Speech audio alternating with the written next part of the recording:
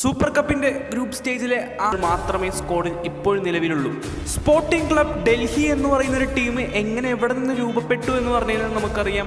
Hyderabad FC എന്ന് പറയുന്ന ഒരു ടീം ISL ഉണ്ടായിരുന്നു. അപ്പോൾ അവരുടെ ആ ഒരു ഫിനാൻഷ്യൽ സ്റ്റേറ്റ്മെന്റ് എടുത്ത് നോക്കുമ്പോൾ അവർക്ക് വേണ്ടപ്പെട്ട സ്പോൺസർഷിപ്പ് കാര്യങ്ങളൊന്നും ഇല്ലാണ്ട് ഒരു ഡൗൺ വേർത്തിലേക്ക് പോകുന്ന ഒരു ഹൈദരാബാദ് FC ആണ് നമുക്ക് കഴിഞ്ഞ സീസൺ അവസാനം കാണാൻ പറ്റിയത്. അപ്പോൾ കാലക്രമേണ ഈ ഒരു സീസണിലേക്ക് വരുമ്പോൾ ഹൈദരാബാദ് FC എന്ന് പറയുന്ന ഒരു ടീമെ അവിടെ ഇല്ലാതാകുകയാണ്. അതിന് പകരമായിട്ട് ഫോം ചെയ്തിട്ടുള്ള ഒരു ക്ലബ്ബാണ് ഇന്ന് ഇന്ത്യയിൽ സ്പോർട്ടിംഗ് ക്ലബ് ഡൽഹി എന്നുള്ളത് എല്ലാവരും ഓർത്തു വെക്കുക. ഇതേ ഈ ഒരു സ്പോർട്ടിംഗ് ക്ലബ് ഡൽഹിയുമായിട്ട് ബ്ലാസ്റ്റേഴ്സ് അടുത്തൊരു മത്സരം 3-ാം തീയതി നേരിടാൻ പോവുകയാണ്. വോട്ട് പ്രിപ്പറേഷൻ ബ്ലോക്കാണ്. നിങ്ങളുടെ അകമഴിഞ്ഞ പിന്തുണ മാത്രമാണ് ഈ ഒരു ചാനലിനെ ഇത്രത്തോളം വളർത്തിയെടുക്കുന്നത്. നിങ്ങൾക്ക് ഈ ഒരു ചാനൽ ഇഷ്ടമാണെങ്കിൽ എനിക്ക് വേണ്ടത് നിങ്ങളുടെ ഹൃദയത്തിൽ നിന്ന് വരുന്ന ഒരു സബ്സ്ക്രൈബർ കൗണ്ടുകളാണ്. ഞാൻ പറഞ്ഞ് സബ്സ്ക്രൈബ് ചെയ്യിക്കുന്നതിനെക്കാട്ടും നല്ലത് അറിഞ്ഞു വരുന്ന ഒരു ജെനുവിൻ സബ്സ്ക്രൈബേഴ്സിനാണ് മൂല്യമെന്നാണ് ഞാൻ മനസ്സിലാക്കിയിട്ടുള്ളത്. ഓക്കെ, ഇനി ഇത് പറഞ്ഞുകൊണ്ട് നിങ്ങളെ ബോറടിപ്പിക്കുന്നില്ല, നിങ്ങൾ കൂടെ ഉണ്ടാവുമെന്ന് എനിക്കറിയാം. ഈ കാര്യത്തിലേക്ക് വരികയാണെങ്കിൽ ബ്ലാസ്റ്റേഴ്സ് എങ്ങനെ ഏതൊരു പ്രിപ്പറേഷനിലായിരിക്കും ഈ സ്പോർട്ടിംഗ് ക്ലബ് ഡൽഹിയെ നേരിടാൻ പോകുന്നത്. ആദ്യം തന്നെ നമുക്ക് ബ്ലാസ്റ്റേഴ്സിന്റെ ആ ഒരു കഴിഞ്ഞ മത്സരത്തിലേക്ക് വരാം. അവിടെ എന്തായിരുന്നു ബ്ലാസ്റ്റേഴ്സിന് പറ്റിയിട്ടുണ്ടായിരുന്നത്, അല്ലെങ്കിൽ മിസ്റ്റേക്കുകൾ എന്തായിരുന്നു, എവിടെയാണ് പോരായ്മ എന്ന് നമുക്ക് ആദ്യം പറയാം. ബ്ലാസ്റ്റേഴ്സിന്റെ കഴിഞ്ഞ മത്സരത്തിൽ ആദ്യം തന്നെ പറയേണ്ട കാര്യം, ബ്ലാസ്റ്റേഴ്സ് കൂടുതലൊരു ഡിഫെൻസീവ് പാറ്റേണിലാണ് കളിച്ചിട്ടുള്ളത്. ചില സമയങ്ങളിലൊക്കെ എതിരാളികളെ പരീക്ഷിക്കുന്നതക്ക വിധം ബ്ലാസ്റ്റേഴ്സ് കളിച്ചുകൊണ്ട് പലതവണയായിട്ട് മുന്നേറ്റ നിരയിൽ പരാജയപ്പെട്ടു പോകുകയും കൂടുതൽ വിങ്ങുകളിലായിട്ട് കളിച്ചുകൊണ്ടാണ് ബ്ലാസ്റ്റേഴ്സ് മത്സരം പ്രോഗ്രസ് ചെയ്യുന്നുണ്ടായിരുന്നത്. അതിനെക്കുറിച്ചൊക്കെ നമ്മൾ കഴിഞ്ഞ അനാലിസിസ് വീഡിയോയിൽ നമ്മൾ പറഞ്ഞിട്ടുള്ളതുമാണ്. പിന്നുണ്ടല്ലോ, ഈ ഒരു മത്സരത്തിന് ബ്ലാസ്റ്റേഴ്സ് ഒരുപാട് ഇമ്പോർട്ടൻസ് കൊടുക്കേണ്ടതായിട്ടുള്ള ഒരു മത്സരം കൂടിയാണ്. അതുമാത്രമല്ല, ബ്ലാസ്റ്റേഴ്സിന് നിഷ്പ്രയാസം വിജയിക്കാൻ കഴിയാവുന്ന ഒരു മത്സരം കൂടിയാണിത്. അവരുടെ സ്ക്വാഡും ബ്ലാസ്റ്റേഴ്സിന്റെ സ്ക്വാഡും വെച്ച് നോക്കുകയാണെങ്കിൽ ഒരുപാട് വ്യത്യാസം നമുക്ക് കാണാൻ പറ്റുന്നുണ്ട്. ഇതൊക്കെ പുറത്തുള്ളൊരു കാര്യം മാത്രമാണ്. ഇനി അകത്ത് ബ്ലാസ്റ്റേഴ്സ് എങ്ങനെ കളി മെനയുന്നു എന്നതിലാണ് കാര്യം. ഇനി ഡൽഹിയുടെ ആ ഒരു കഴിഞ്ഞ മുംബൈ സിറ്റിക്കെതിരെയായിട്ടുള്ള മത്സരത്തെ കുറിച്ച് പറയുകയാണെങ്കിൽ മൊത്തത്തിലൊരു പ്രഷറിലേക്ക് വീണുപോയിട്ടുള്ള ഒരു ഡൽഹിയാണ് നമുക്ക് കാണാൻ പറ്റുന്നത്. പ്രതിരോധത്തിൽ 5 താരങ്ങളെ വെച്ച് കളിപ്പിച്ചുകൊണ്ടാണ് ഡൽഹി 11ലേക്ക് വന്നിട്ടുണ്ടായിരുന്നത്. അവരുടെ സ്ക്വാഡിലാകൂടെ 2 വിദേശ താരങ്ങളെ മാത്രമേ ഇതുവരെ സൈൻ ചെയ്യാൻ സാധിച്ചിട്ടുമുള്ളൂ. ഇനിയിപ്പോൾ ഡൽഹി ഈ ഒരു മത്സരത്തിൽ എത്ര എഫേർട്ട് ഇട്ടിട്ടാണെങ്കിലും ഒരു വിജയം, ആ ഒരു 3 പോയിന്റ് നേടിയെടുക്കുക എന്നുള്ളൊരു ടാർഗറ്റുമായിട്ടായിരിക്കും വരിക. ഡൽഹിയുടെ തന്നെ മുഖ്യ പരിശീലകൻ ബ്ലാസ്റ്റേഴ്സിന്റെ പഴയ പരിശീലകനായിട്ടുള്ള തോമസ് കോച്ചാണ്. പറയുമ്പോൾ ബ്ലാസ്റ്റേഴ്സിന് ഈ ഒരു അടുത്ത് പരിചയമുള്ള ഒരു പരിശീലകനെന്നല്ല, ബ്ലാസ്റ്റേഴ്സിന്റെ B ടീം, അതായത് റിസർവ് ടീമിന്റെ പരിശീലകനും കഴിഞ്ഞൊരു ഒറ്റ സീസണിൽ ബ്ലാസ്റ്റേഴ്സിന്റെ മെയിൻ ടീമിനെ പരിശീലിപ്പിച്ചിട്ടുള്ള ഒരു പരിശീലകൻ കൂടിയാണ് തോമസ് കോച്ച്. എന്നതുകൊണ്ട് തന്നെ ബ്ലാസ്റ്റേഴ്സിന്റെ കീ എലമെന്റ് എന്താണെന്ന് ഇദ്ദേഹത്തിന് കൃത്യമായിട്ട് അറിയാം. എന്തായാലും ബ്ലാസ്റ്റേഴ്സ് താരങ്ങളെയൊക്കെ ഒരുപാട് പഠിച്ചറിഞ്ഞിട്ടുള്ള ഒരു പരിശീലകനായതുകൊണ്ട് തന്നെ മത്സരത്തിൽ ഒരുപാട് സർപ്രൈസിംഗ് ആയിട്ടുള്ള കാര്യങ്ങൾ ഉണ്ടാകുന്ന കാര്യത്തിൽ യാതൊരു സംശയവും വേണ്ട. ഇനിയിപ്പോൾ ഹെഡ് ടു ഹെഡ് നോക്കുകയാണെങ്കിൽ ഒരു റിസൾട്ടും ഒരിടത്തും അവൈലബിൾ അല്ല. എന്താണെന്ന് വെച്ചാൽ ഈ ഡൽഹി സ്പോർട്ടിംഗ് ക്ലബ്ബ് എന്ന് പറയുന്ന പുതിയൊരു ക്ലബ്ബാണ്.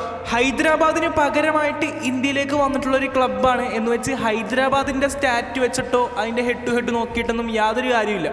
പക്ഷെ ഒരു കാര്യം വെച്ച് പറയാം, ഈ ഒരു വർഷത്തെ സൂപ്പർ കപ്പിൽ ബ്ലാസ്റ്റേഴ്സിന്റെയും ഡൽഹിയുടെയും ഓരോരോ മത്സരങ്ങൾ വെച്ച് കഴിഞ്ഞിട്ടുണ്ട്. അതിൽ ബ്ലാസ്റ്റേഴ്സ് ആയിക്കോട്ടെ 1 ഗോളിന്റെ മാർജിനിൽ മികച്ചൊരു വിജയം നേടിയെടുക്കാൻ കഴിഞ്ഞു. ഡൽഹിയുടെ കാര്യത്തിലേക്ക് വരികയാണെങ്കിൽ 1-നെതിരെ 4 ഗോളുകൾക്ക് മുംബൈ സിറ്റി FCയോട് പരാജയപ്പെടുകയായിരുന്നു. ഇനിയിപ്പോൾ സ്ക്വാഡ് കൊണ്ട് മാത്രമല്ല, ഇവിടെ ഹെഡ് ടു ഹെഡിലും ബ്ലാസ്റ്റേഴ്സിന് തന്നെയാണ് അഡ്വാൻറ്റേജ് കാണുന്നത്. ഇനി അടുത്തതായിട്ട് ഡൽഹിയുടെയും ബ്ലാസ്റ്റേഴ്സിന്റെയും ആ ഒരു പോസിബിൾ ലൈനപ്പിലേക്ക് വരാം.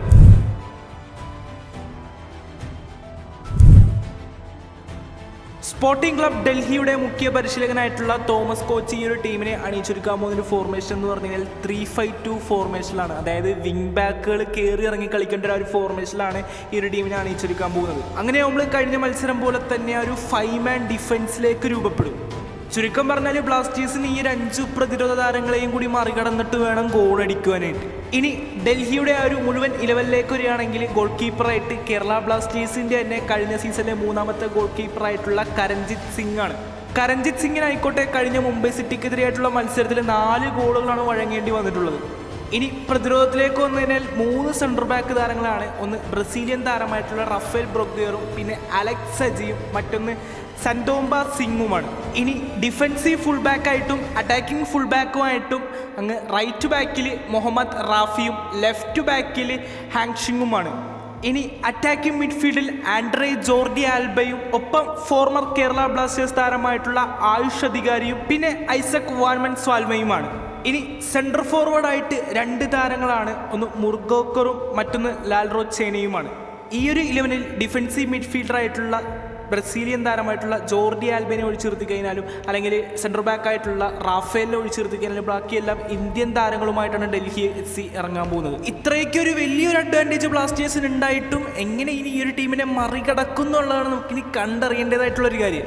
സോ ഇനി അധികം വൈകിപ്പിക്കാതെ തന്നെ ബ്ലാസ്റ്റേഴ്സിൻ്റെ ഒരു പോസിബിൾ ലൈനപ്പിലേക്ക് വരാം. ബ്ലാസ്റ്റേഴ്സിൻ്റെ ലൈനപ്പിലേക്ക് വരികയാണെങ്കിൽ ബ്ലാസ്റ്റേഴ്സിൻ്റെ മുഖ്യ പരിശീലകനായിട്ടുള്ള ഡേവിഡ് കട്ടാല കഴിഞ്ഞ മത്സരത്തിൽ കണ്ട അതേ ഒരു ഫോർമേഷനിൽ തന്നെയായിരിക്കും ഈ ഒരു മത്സരത്തിൽ ഇറക്കാൻ പോകുന്നത്. 4-3-3 എന്ന ഫോർമേഷനിൽ ആകെ കൂടി ഒറ്റൊരു മാറ്റം വരുന്നത് ലെഫ്റ്റ് ബാക്കിൽ ഷെഹീഫിന് പകരം നവോച്ച സിംഗ് വരുന്നതോടുകൂടിയുള്ള ആ ഒരു മാറ്റം മാത്രമാണ്.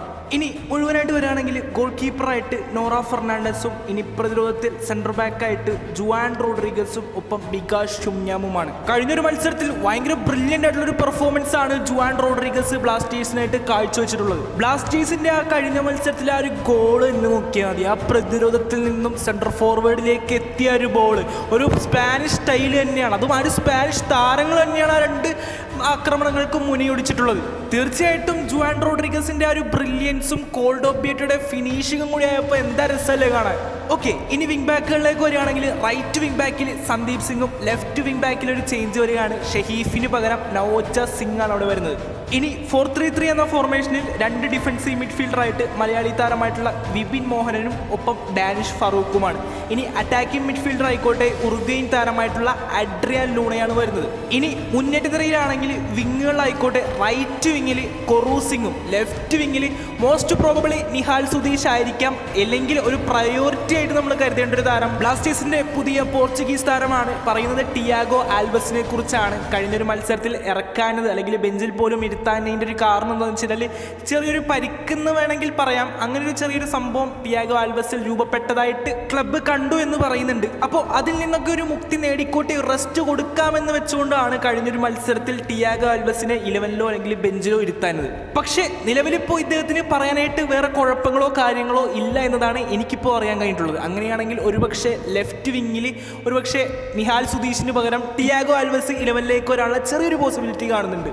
ഇനി സെൻട്രൽ ഫോർവേഡായിട്ട് കഴിഞ്ഞൊരു മത്സരത്തിൽ ബ്ലാസ്റ്റേഴ്സിനായിട്ട് ആദ്യ ഗോൾ സമ്മാനിച്ച സ്പാനിഷ് താരമായിട്ടുള്ള കോൾഡോ ഒബിയേറ്റയാണ് വരുന്നത്. ഒരുപക്ഷെ ഈ ഒരു ലെവലിലായിരിക്കാം 3-ാം തീയതി ഡൽഹിയെ ബ്ലാസ്റ്റേഴ്സ് നേരിടാൻ പോകുന്നത്. എന്തായാലും അധികം പ്രതീക്ഷകളൊന്നും വെക്കണ്ട, അധികം ഹൈപ്പൊന്നും ചെയ്ത് അല്ലെങ്കിൽ ഒരു ദുർബലരായിട്ടുള്ള ടീമാണ്. അതുകൊണ്ട് തന്നെ ബ്ലാസ്റ്റേഴ്സിന് നിഷ്പ്രയാസം വിജയിക്കാൻ കഴിയുമെന്നുള്ളൊരു മെൻറ്റാലിറ്റി ഒരു ആറ്റിറ്റ്യൂഡ് ഉണ്ടെങ്കിൽ തീർച്ചയായിട്ടും മാറ്റിയെടുക്കുക തന്നെ വേണ്ടത്. കഴിഞ്ഞ മത്സരം വിജയിച്ചതിൻ്റെ ആ ഒരു അമിത ആത്മവിശ്വാസവും ബ്ലാസ്റ്റേഴ്സിന് ആപത്ത് തന്നെയാണ്. നമ്മൾ ആരാധകർക്ക് എല്ലാം പോസിറ്റീവായിട്ട് തന്നെ അപ്രോച്ച് ചെയ്യുക എന്നുള്ളത് ഇനി നമുക്ക് ചെയ്യാനുള്ളൂ. ഇനി എന്തായാലും അധികം പറഞ്ഞങ്ങോട്ട് നീട്ടിക്കൊണ്ടൊന്നുമില്ല. ഈ ഒരു വീഡിയോ ഇവിടെ വെച്ച് വൈൻഡപ്പ് ചെയ്യുകയാണ്. നിങ്ങൾക്ക് ഈ ഒരു ചാനൽ ഇഷ്ടപ്പെട്ടെങ്കിൽ തീർച്ചയായിട്ടും സബ്സ്ക്രൈബ് ചെയ്യാൻ മറക്കരുത്. ഇതെൻ്റെ ഒരു ഹംബിൾ റിക്വസ്റ്റ് ആണ്. കായിക ലോകത്തെ പുതുപുത്തൻ വിശേഷങ്ങളുമായി സെനിക്സ് ഫുട്ബോൾ വീണ്ടും എത്താം.